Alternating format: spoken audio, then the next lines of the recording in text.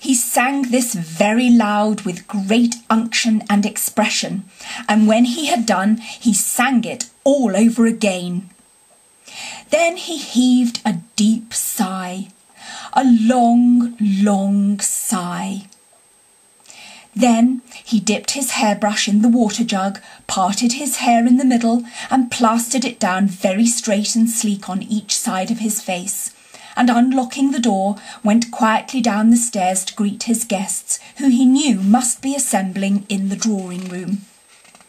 All the animals cheered when he entered and crowded round to congratulate him and say nice things about his courage and his cleverness and his fighting qualities.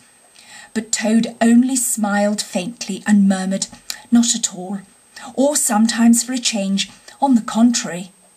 Otter, who was standing on the hearthrug, describing to an admiring circle of friends exactly how he would have managed things had he been there, came forward with a shout, threw his arm round Toad's neck, and tried to take him round the room in triumphant progress.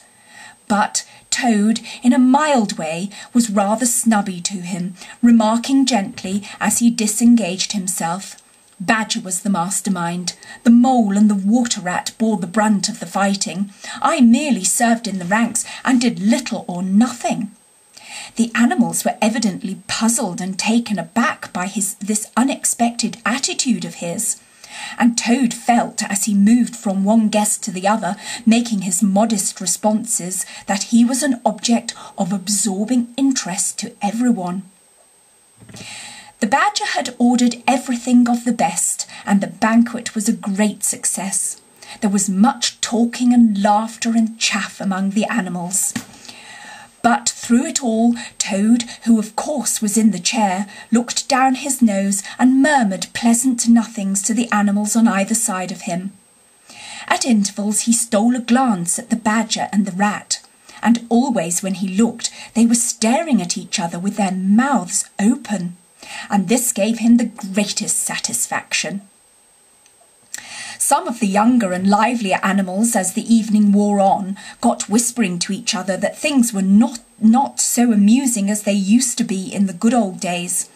And there were some knockings on the table and cries of, "Toad! Speech! Speech from Toad! Song! Mr. Toad's song!" But Toad only shook his head gently, raised one paw in mild protest, and by pressing delicacies on his guests, by topical small talk, and by earnest inquiries after members of their families not yet old enough to appear at social functions, managed to convey to them that this dinner was being run on strictly conventional lines. He was indeed an altered Toad.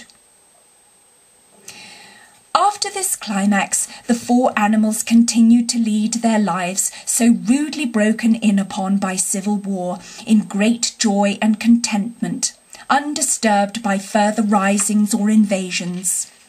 Toad, after due consultation with his friends, selected a handsome gold chain and locket set with pearls, which he dispatched to the gaoler's daughter with a letter that even the Badger admitted to be modest, grateful, and appreciative. And the engine driver, in his turn, was properly thanked and compensated for all his pains and trouble. Under severe compulsion from the Badger, even the barge woman was, with some trouble, sought out and the value of her horse discreetly made good to her, though Toad kicked terribly at this, holding himself to be an instrument of fate, sent to punish fat women with mottled arms who couldn't tell a real gentleman when they saw one.